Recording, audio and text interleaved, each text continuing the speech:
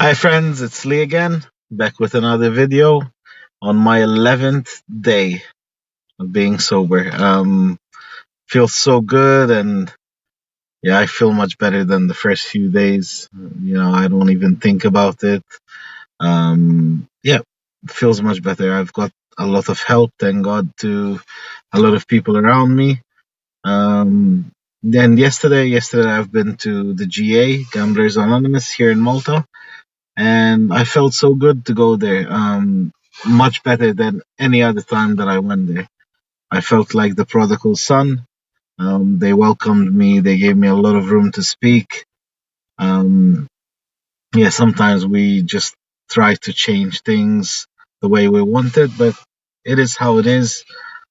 People have been going there for a long time, and a lot of things have been good there. So it works for some people, and in life, if you want to change something, change it for yourself and not for others that are doing well. So that's what I'm going to be doing.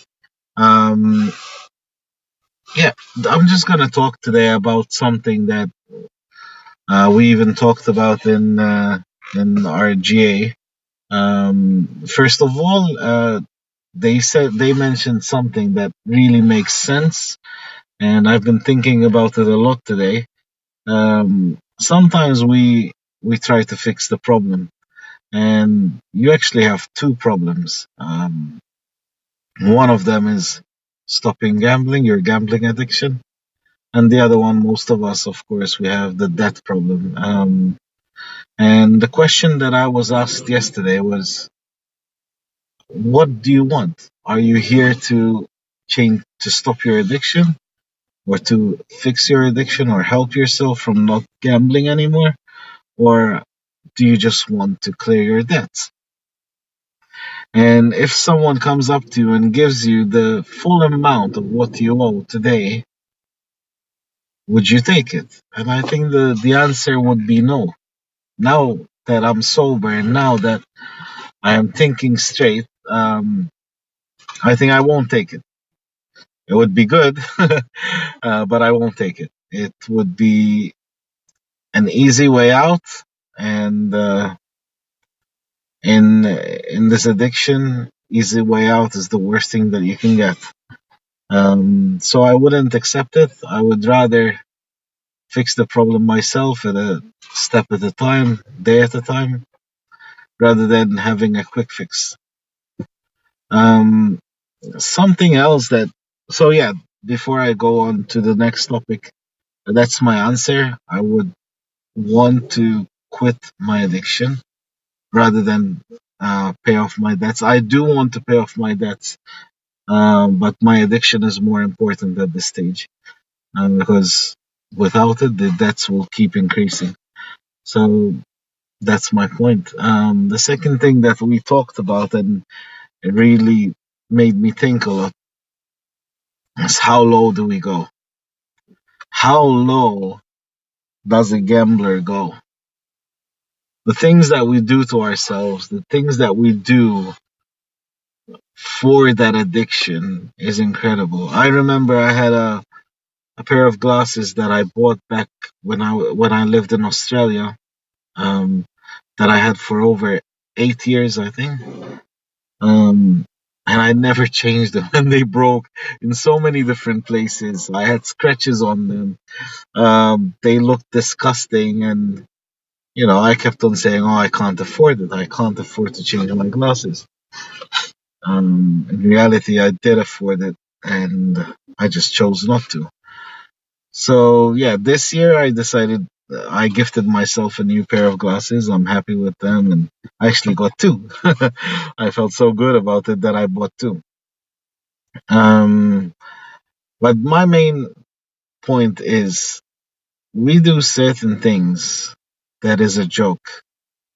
Um, we forget about our hygiene. Sometimes we don't shower, and we go to gamble, and we stink, and people talk about us, how badly we stink, and we just don't care. We hear them, it pains us, it makes you feel bad, but deep down inside, you just don't care. You just want to get your fix. Um, Paying bills. How many times do you receive a bill and you know that you've got that bill that you need to pay, but instead you use the money and you go and gamble? Food. I've went with days without food just because gambling was more important to me than eating, medicine, um, so many other things, so many necessities. But the worst thing that I've seen, ooh, it was so bad. I hear kids walking in with their grandparents or with their parents, and they're asking them to buy some sweets or asking them to buy a toy or something, and they just keep saying, "No, we can't afford it. We can't afford it." But you can afford 100 or 200 or 500 or whatever amount to quench your to quench your addiction, you know, to get a fix. But when it comes to your kids or your important needs, you don't have enough money. You're struggling. I think the one of the things that I always remember, I was a kid and I've seen this girl walking up to her dad while he was playing cards, and she said, "Dad, please give me €2." Back then it was in lira, which was like 1 lira. And she asked him, "Can you give me some money so I can go and buy something to eat, like or a drink?" And he looked at her and he said, "I don't have any." So she asked again and she said, "Dad, please give me some money." And he said, "Leave me alone, I don't have any money." And she looked at him and she said, "So to gamble, to play cards, you have money, but for me, your daughter, you don't have any?" And he turned around and he slapped her in her face. And he actually, the hit that he gave her, he pushed her against the wall, and um she cut her head. She bruised her head very badly. And I can never take that image away from my head. Although I still want to gamble. Um, but knowing the things that we do when we're so desperate, when we're so down in the gutter, we just don't care about ourselves. That monster, when it takes over, it just disregards you. It doesn't even allow you to breathe. I went for days, going after work, after a whole night shift, after sometimes even 18, 20 hours of work. And then I go and I spend an extra 8 hours or sometimes even 12 sitting down, watching numbers going up, trying to get my fix. And yeah, I remember there were days where I actually was, snoozing and sleeping on the table. I was banging my head on the table, but still I held my pen and I was like, yeah, I'm okay. I'm okay. I can do another 2 hours. And that's my point. How low can we go until we have no more? How low can we go? Think about your kids and your family and your life, your lifestyle, how people would see you and think of you. So probably that will help you stop. If you're still a gambler, maybe that will help you stop. Look at yourself and say to yourself, I am worth it. I am worth it. And and that's what I say to myself every day now.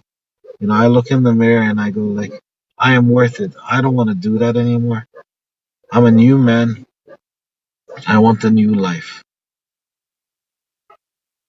Thanks for watching once again, and I appreciate if you put a like, thumbs up, leave a comment if you can. If you don't, if you can't, because you don't want people to see your comment, feel free to email me at leemaltamarvin@gmail.com, or find me on Facebook, Lee Marvin Shkembri. I'm here to help you, help myself as well. I'm not a shrink, I'm not a professional, I'm just a normal human being with a problem. But I'm willing to spend my time to talk to you, to try and understand you as much as I can. And even if it's your family, someone in your family that's going through the problem, I'm willing to hear you and give you an understanding of what we go through every day. I love you. May God bless you and keep looking up to God because He's always there. No matter what you do, no matter how bad you are, no matter how much damage you do to yourself and to others, He's still there. Just talk to Him today and say, Jesus, forgive me for what I've done. Help me be a better person and help me not fall into this pit again. And I can assure you that He will answer you. And He will not judge you. He will not forsake you. He will always be there with His arms wide open, like my GA friends were on yesterday, accepting me for who I am. So thank you for watching and be blessed and keep your head high and keep smiling because you're worth it. Bless you all. Bye.